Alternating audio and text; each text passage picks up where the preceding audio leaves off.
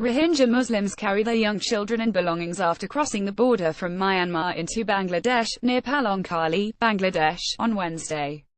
Bernit Armangat Myanmar leader Aung San Suu Kyi, who has been heavily criticized for failing to stop ongoing violence against the country's Rohingya minority in western Rakhine state, visited the region for the first time since attacks there triggered a refugee crisis. Suu Kyi arrived in the state capital of Sittwe before heading north, where many Rohingya villages are located, the government reported.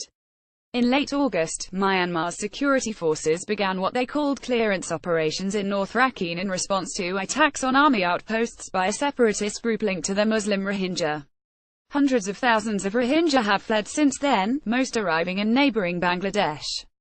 The United Nations has said the attacks by security forces amount to a textbook case of ethnic cleansing. As NPR's Colin Dwyer wrote in September, reports of unbridled murder and arson, rape and persecution have followed them out of Myanmar's western state of Rakhine, sketching a stark portrait of government violence. In an area largely barred from international observation, aid groups have been left to assemble a patchwork understanding of what's unfolding, but by nearly all indications, it's exceedingly grim. Michael Sullivan reports for NPR. Bangladesh reckons about 800,000 Rohingya are now living on its side of the border. Most are in overcrowded, spontaneously erected camps, staying in shelters that amount to little more than bamboo poles strapped together with a bit of plastic sheeting for a roof.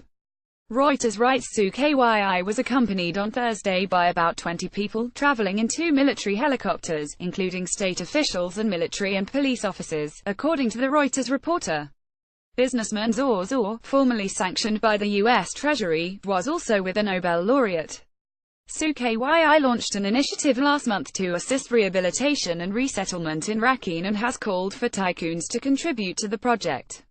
Suu Kyi, who spent 15 years under house arrest for opposing Myanmar's long-ruling military junta, won a landslide victory in 2015.